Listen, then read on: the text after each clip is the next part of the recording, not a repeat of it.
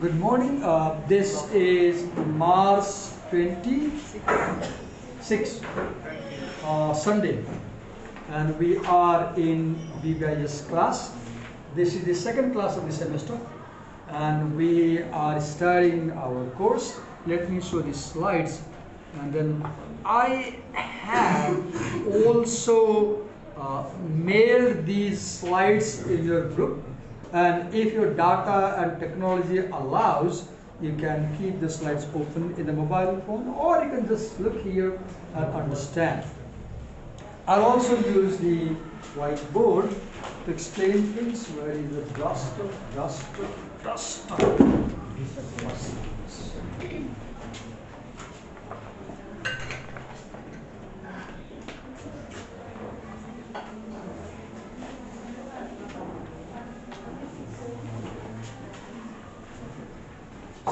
I'll mostly use these slides, and wherever you feel tired of looking on the slides, just tell I'll stop displaying. I'll start them.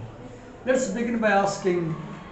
The first unit in our course is titled philosophy. So we have philosophical discourses, and there are three writings, I guess. The first is, or four. The first is Plato's Allegory of the Cave. The second is Karl Marx's The Communist Manifesto. The third is Friedrich Nietzsche's text Apollonianism and Dionysianism. And the fourth is Albert Camus' text, The Myth of Sisyphus. These are the four readings under philosophical discourse in our course. Let's begin by asking, what is philosophy? The word philosophy is made up of two words in Greek language, let's say, or Latin, I guess that way. Philo and Sophie. P-H-I-L-O, philo, S-O-P-H-Y, Sophie. Philo and Sophie, two words, and it means, you can note down if you need to, or you can watch back later on, the love of wisdom. What does philosophy mean? What does philosophy mean? The love of wisdom. Okay, just a minute. Let me also write on the. So I said philosophy means the love of wisdom. Let's read here. Here we have a definition. I generated this definition using the Bing search in Microsoft Edge browser. You can use the Bing search. It is very powerful now. And you can use Bing search as much as you like, but do not fully use it, but use your own imagination more. So it says, philosophy is a rational and abstract study of reality, knowledge, values, and existence. So there are four words. Philosophy is about reality, knowledge, value, and existence. And in the first text that we're going to study, the question that Plato inquires is, what is reality? And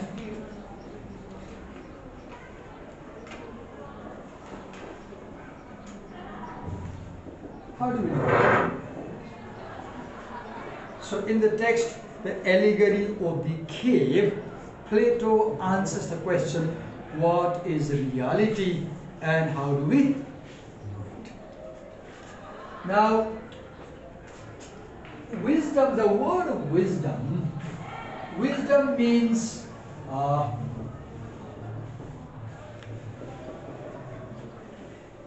intelligence. Wisdom is also intellect. We have the English word intellectual. When somebody has done PhD, for example, so you call that, oh, he's very high intellectual, highly intellectual, learned person you call, right? Who has a lot of knowledge, intellectual. So one is intellectual if one has high intellect. And having high intellect means having high wisdom. So the word wisdom also means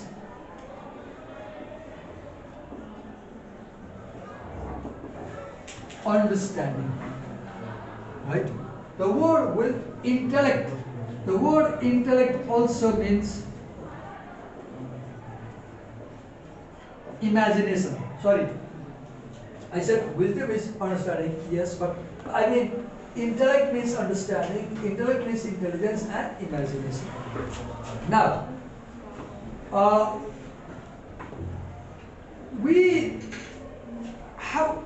do we gain wisdom? How do we become wise? What makes us wise? What increases our understanding?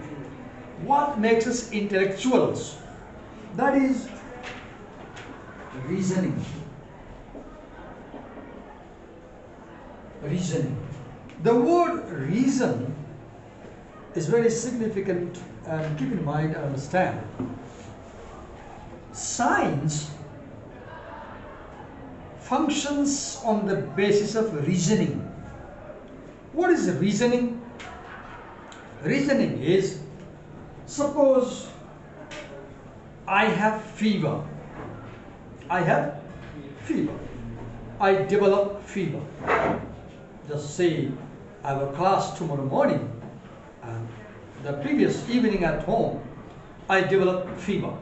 It's 104, 103. So when I have fever, that is called condition. We call this as condition. Having fever means having a condition, a certain condition. If you call me, Divakar sir, what's your condition? I'll say, oh, my condition is not good, I'm having fever. Right? So, having fever is also an effect. Having fever is also an effect. Having fever also having problem. I'm explaining you what exactly reasoning means. What reasoning means. And I began by saying that, an example, we have a problem, right? We are riding motorbike to college and we get flat tire on the way. And we start looking, what happened or what's wrong, right?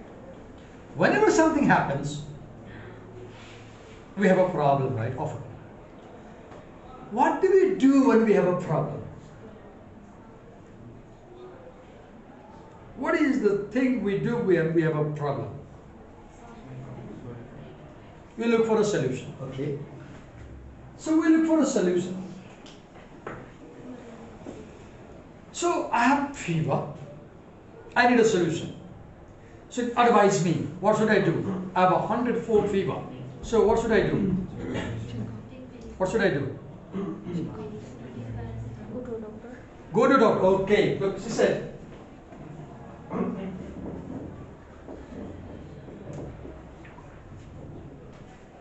She said, Divakar sir, if you have fever, go to a doctor.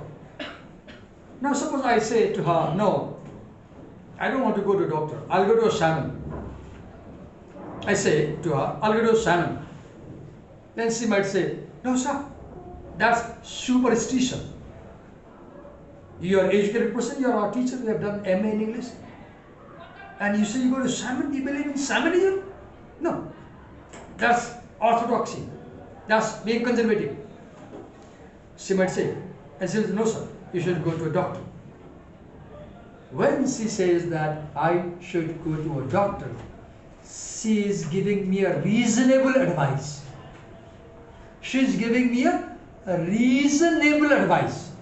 But if he says, no Divakar sir, you should go to a shaman nearby, that's not a reasonable advice.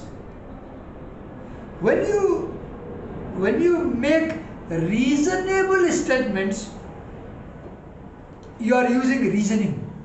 Reasonable statements are things that are proven to be true by your experience. By your experience.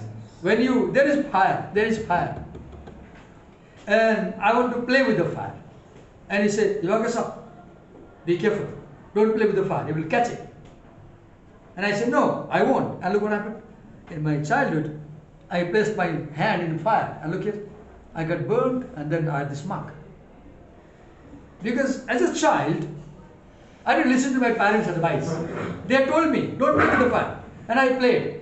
Because as a child, I could not use my reasoning. But now, if I see fire, I'm careful.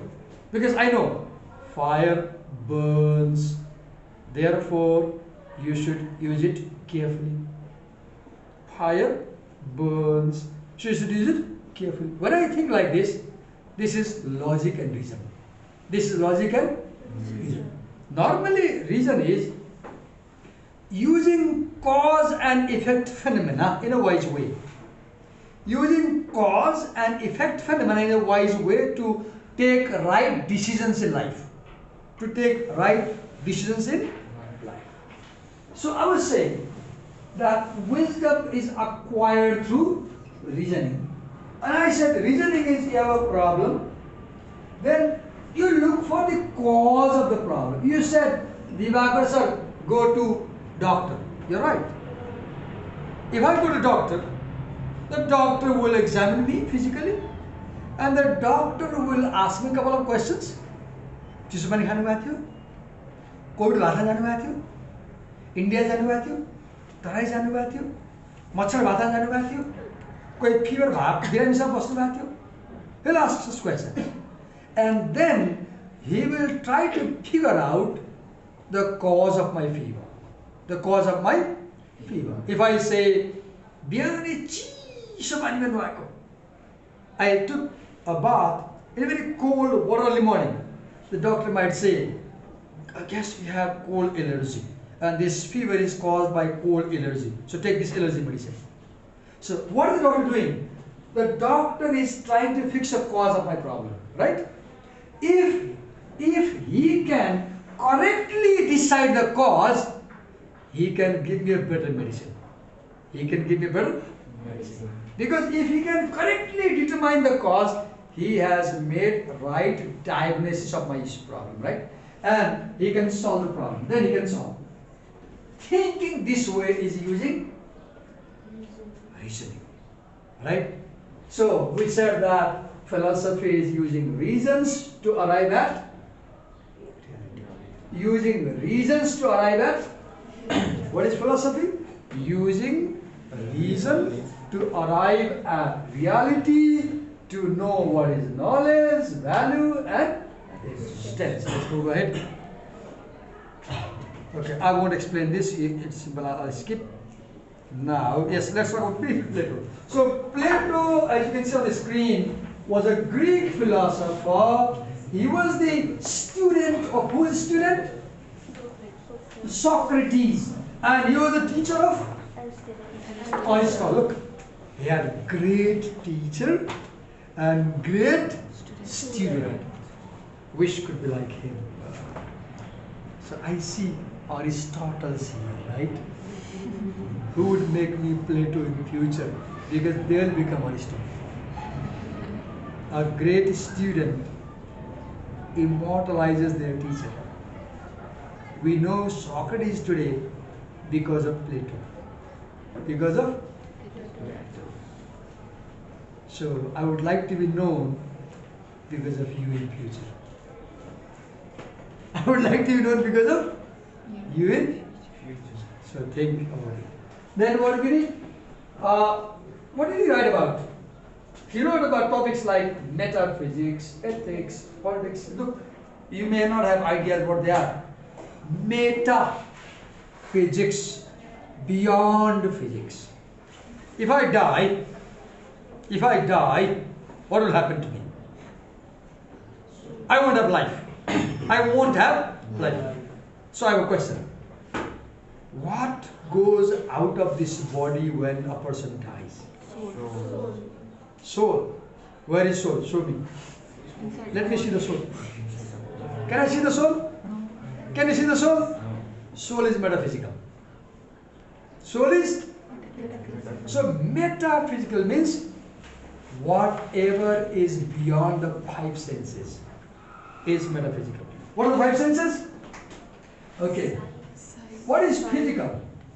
What is physical? Physical is something you can see, something you can listen to, something you can touch, something you can smell, something you can taste. These are physical, right? Can you see the soul? Can you listen to the soul? Can you touch the soul? Can you smell the soul? Can you taste it? No. The soul is metaphysical idea. The soul is metaphysical idea. So any topic which is beyond the sensory perception is metaphysical. God is metaphysical. Death, metaphysical. Then ethics. What is ethics? I earlier said that last year I filmed you showing your faces, right? And I have worries. I've uploaded your videos on YouTube, they're in public domain. People might misuse you, the images. And then if something goes wrong, I'll feel guilty for what I did, right? I'm worried now. So this year I decided I will avoid filming your faces so that nobody can know who you are. I will respect your privacy as far as possible. Because I thought, as a teacher, I should never put my students in danger. This is ethics. This is ethics. Ethics is deciding what is right to do and what is wrong to do.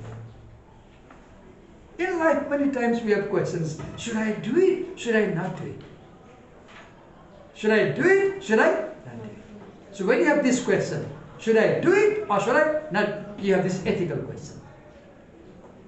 You ask a question to me. I don't know the answer. I'm a teacher. Now, I think if I say I don't know, you will have a picture of me that, oh, this teacher has no idea. How can he teach us? So I should tell a lie. No. If I don't know, I should say, sorry, I don't know. I'll check. Tell you later on. This is ethics. A teacher should not tell lies to his student. This is ethics. Then, politics, you know. Aesthetics. What is aesthetics? Look at me. How do I look? How do I look? Do I look clumsy, ugly, vintage, or Smart, sir. smart? Aesthetics is beauty. Beauty. Beauty, pleasure. Beauty, mostly beauty. Aesthetics, the sense of beauty. Right? Okay. So then there are ideal and eternal reality. Look here. Look here. Let me write here. Reality. Let me write here. Reality. Ideal. Eternal. Then physical world. Look. Now, look here. Look this side. The physical reality can be grasped through senses. Through senses. So we call physical reality also as sensory reality. What do we call it? sensory reality. Indriya Janya Gyan. In Nepali we call it Indriya Janya Gyan. Knowledge generated by your senses. Knowledge generated by your senses. Right now you are understanding Plato because you are listening to me and watching, looking at the slide. Using two senses primarily, looking and listening. Right. So we can know the physical world through senses, sensory, through experience.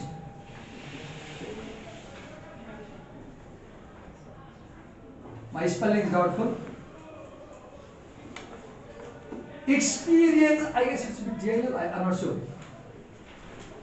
Experiential means based on experience. Based on experience. Reality based on experience versus reality based on reasoning, reality based on intellect, reality based on understanding, reality based on wisdom. And Plato would argue that reality has two faces, the ideal and the physical. The physical is also known as material. What do we call it? Material. The physical is also known as sensory. Sensory. Sensory perception. What perception? Sensory. We know the world through senses, right? Now, Plato argues that this reality, which is sensory, that is not actually the real. That is not actually the real. What we see with our senses is not real.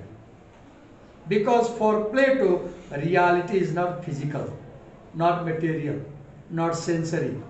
For Plato, reality is ideal. It is an idea. It is an idea, abstract. Reality is abstract. It is eternal. For example, if you have a rose flower in your hand, a bouquet of rose, you have a bouquet of rose. Somebody gifted you this morning on a birthday. They smell, right? But within 2 or 3 days, they will fade away, right? And within a week, you will throw them away, right? So this physical bouquet of reality, flowers, rose flower, it dies away. It gets destroyed. But even when the bouquet of the flower has faded away and you have thrown into the garbage bin, after 6 months also, you remember the idea that on my birthday, Ayush had given me a bouquet of flower. You remember, right? So the idea of the flower is eternal. Throughout your life, you remember. I remember how in class 11, I had fallen in love with a girl in class. And one day, she just plucked a flower from the college garden. She plucked a petal of the rose, one petal only. And she came running in the corner of the college building and quickly handed the petal. I had a book, algebra book. And in my algebra book, I placed the petal and folded to hide from teachers. After 39 years, last month I went home in the village and went to a room where my old books had been thrown. I was browsing through the shelf to see what books I studied in class 11. That algebra book fell in my hand. As I was opening the pages, I saw a dry petal and remembered how this petal was given to me 38 years before by a girl named Sandhya. So the idea of that petal, it never dies. It never dies. The real petal had died away. It's dried. It's no more pink in color. It's no more rosy in that book. Right? But the idea has not faded away. So Plato would say that the idea of love is real. That petal given to me by her is not. For us, reality is the petal. For Plato, reality is not the petal, the idea of love.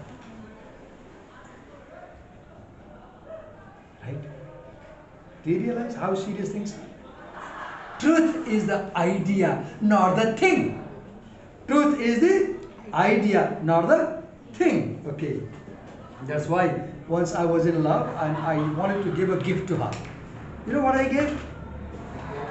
You know what I gave? I didn't need flowers like you. No. I went to Riverside and I chose a beautiful table. Stone table. With linings and mats. And I gave it to her. She was surprised. And I said, it will never fade away. I said, it will never fade away. If I give you a rose, darling, it will fade away. What I was trying to do? I was trying to make the idea of my love permanent. Though I know the stone also would melt in million years. In billion years, the stone also will disappear. Nothing is eternal, but ideas are eternal. Nothing is eternal. Ideas are eternal. So Plato would say, reality is ideal, abstract, eternal, and that can be known only through reasoning. And Plato said that mathematics can help us know reality. Because mathematics is based on logic and reasoning. Math is logic and reasoning. Mathematics is logic and reasoning. Can I raise this? We can too serious, right? But our topic is serious, teacher is even more serious, right? And the sad thing is that we have this chapter right in the first chapter, this essay. Move ahead. Okay, so the genre of this writing is dialogues. And what's a dialogue? It's literary form that presents philosophical arguments, discussions. How? As a conversation. There's a conversation between different characters. For example, in this dialogue, we have a teacher and we have a student. A teacher and a student. And though names are not given, but we understand that the teacher is Socrates. And the student is named as Glaucon. I guess Glaucon was, if I'm not wrong, the name of Plato's brother. So he used this name. But actually, people argue that this conversation is between Socrates and Plato himself. He didn't use his name as me, but he used the word Glaucon. But there is a teacher, and you will see that in the dialogue, the teacher is wise. The teacher is learned. The teacher is intellectual. The teacher is enlightened. Right? And the student is unwise. The student is ignorant. The student is confused about truth. So there is a teacher and a student. So when there is a teacher and a student, there will be a topic. There will be a topic, right? The topic is what is truth. The topic is what is truth and how can we know it.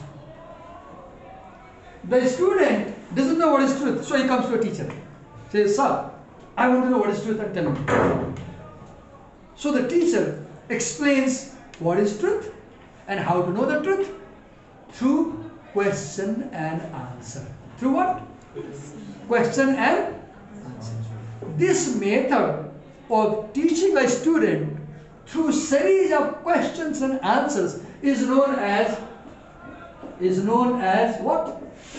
What do we call this method? Socratic method. Why do we call it Socratic method? Because Socrates used this method in Athens to teach the young people about philosophy. Socrates, he would gather young people in any place. They would sit around him and he will explain them philosophy through questions and answers. And today, this method is known as a very good teaching method. In this this conversation, you will see that it is mostly teacher who puts a question. And the student will sometimes nod or shake or give brief answers. If you read the dialogue here also, you will see that the character assuming teacher's role, he says a lot of things. The character assuming student's role, he either agrees or disagrees and goes on. And by the end of the dialogue, his confusion is removed. His ignorance is removed. And he has a clear understanding. Why? Because his mind is enlightened by the teacher. His mind is enlightened by the teacher. सदगुरु ऐसा चाहिए जैसा soup सुहाए सार सार को गही रहे थोथा देही उड़ाए. A good teacher is like the nanglo. A good teacher is like the nanglo. Where you put dhan chamal dhunga mato, what does the nanglo do? It removes dhunga, mato, dhan and separates chamal. What does the teacher do? The teacher removes dhunga, mato, dhan, confusion from your mind and keeps the chamal in your mind. That's why a teacher is compared to sift. What do you call sift? Nanglo in English? Nanglo in English is called sift. S-I-F-T. The word S-I-F-T, sift, means removing dirty things from some content. Sift. So I think sift is Nanglo. Okay. So we read about Plato's dialogues, right? So they are conversation between characters. They are about ethics, politics, topics. We often have teacher Socrates, right, appears as the main speaker, and we have now these dialogues have 3 stages. Look, early, middle, and late. In the early phase, the dialogue starts with an issue.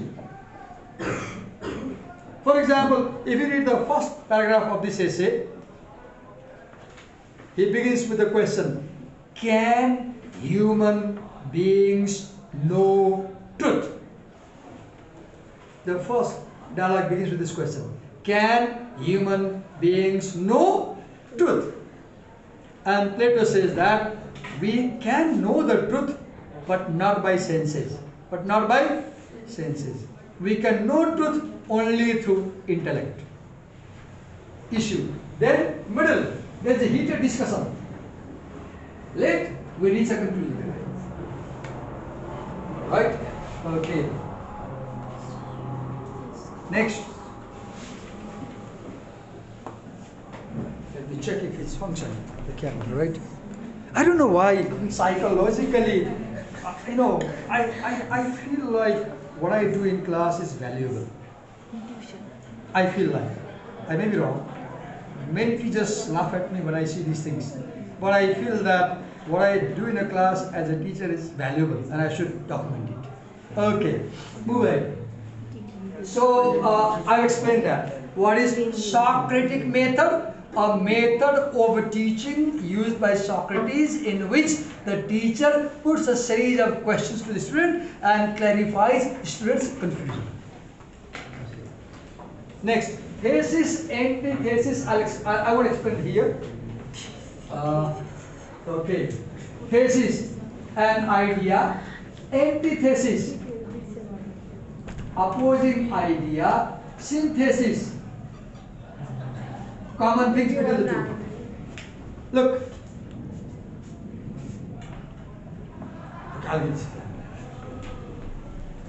Thesis, antithesis, boy, girl, they are together. If he touches her, she won't like it. She might even complain. She might, right? We assume. Because the thesis is always opposed to the antithesis. The antithesis is opposed to the thesis. But just imagine, they fall in love. Wait, take it easy. If they fall in love, they will start thinking what is common between us. They will start, that's how relations develop, don't they? Relations grow when we see commonality, right? Relations do not grow when we see differences. Do they? No. Relations grow, we come closer when we see common things between us, right? So she will start thinking, they will start thinking what is common. Now, when they start thinking what is common between us, they will start coming closer. Just imagine they get married. Take it easy, this is an example. And they have a baby. Just imagine. Now what is happening? We have, wait. Hello. We have a new thesis.